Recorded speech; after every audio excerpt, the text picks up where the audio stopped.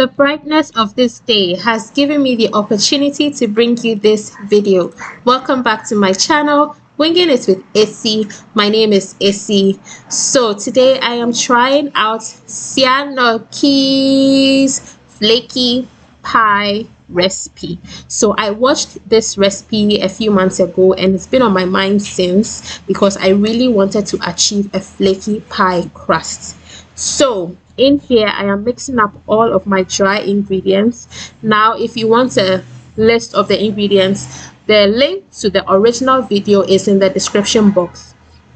Kindly click on it and then watch the entire video and get the exact measurements that I used in here, and then you can try this out for yourself. So after mixing in all of the dry ingredients, I added in my margarine, and her advice is to use a fork to rub in the margarine into the flour, and this is just so that you keep the ingredients as cool as possible, because when you're rubbing it in with your fingertips, your fingers create warmth, and so you end up warming up the dough, and we don't want that. Now I finished off this particular step off camera because my fingers kept getting numb.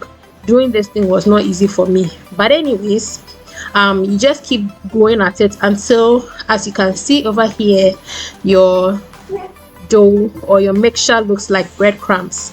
So once you've attained this, we're going to go ahead and then add in 1 tablespoon of lime juice. So she said you could use either lime juice or lemon juice, and her explanation is that it is supposed to suppress the gluten even further.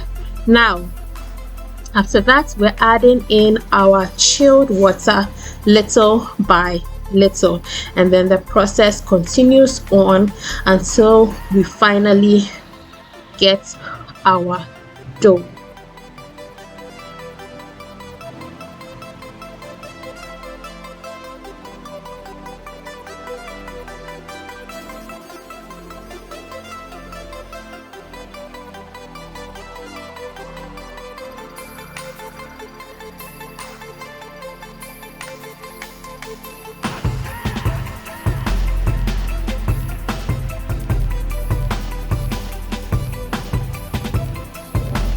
So we finally have our dough, and I'm pressing that in together with the wooden spoon, and then I kept it in the fridge for a few minutes while I prepared my filling.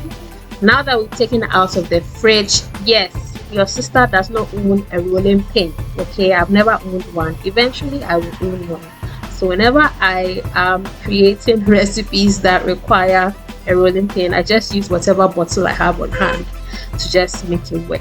All right, so today we are using a malt bottle. So just as in every pie recipe, just take a bit of the dough and roll it out. Once again, the advice is you don't want to overwork the dough to start creating a doughy pie crust when the pie is cooked. Now I'm using my measuring cup to cut out the sizes for the pie, and then I realized that it was a bit too thick. So then once I finished cutting it out, I used the bottle to roll it out a bit to thin it out, and then after which we are going to add our filling. And today my filling, as always, is corned beef with some black pepper and white pepper in the mix. Sometimes I add onions. Today, no onions. It's just raw like that. That is what I always use for all of my pie recipes. Whenever I make pie, I just use corned beef. It's just easier that way. And once again, yes, your sister does not have a brush, okay? But we make it work. So I'm using a spoon to brush off the sides with some egg and milk wash, after which we're going to fold it over and then seal it. And then we're just going to basically repeat all of these steps until our dough, everything is where we want it to be, how we want it to be, before we pop it in the oven.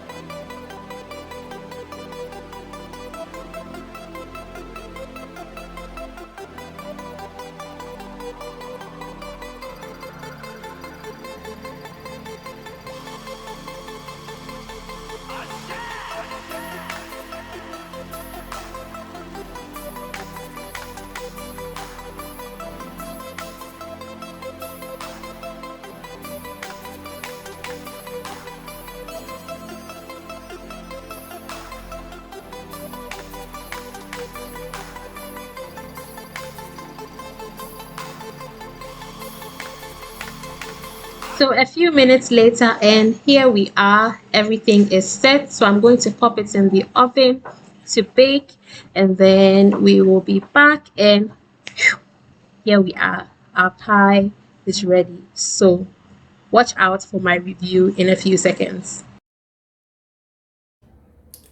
Okay, so this is the very first pie that I rolled.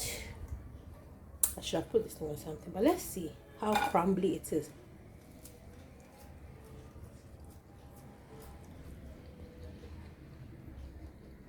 It's crumbly. Now the reason why I am saying that is because I've made this my third attempt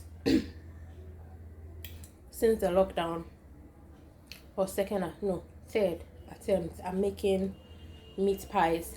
The other two attempts, they came out well, but they were a little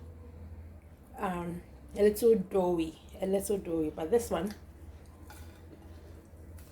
came out perfect. So in terms of the whole point of her video,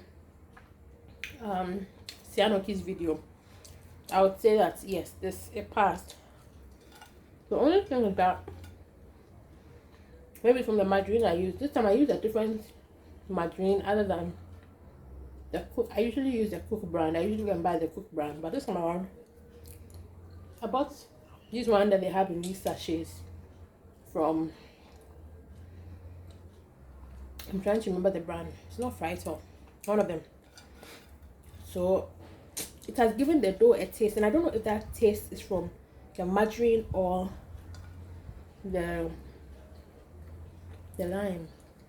I don't know, but it has passed the crumble test. So if you're not sure about making meat pies, definitely try Sianoki's recipe, and you should get a crumbly pie. No lie, no lie.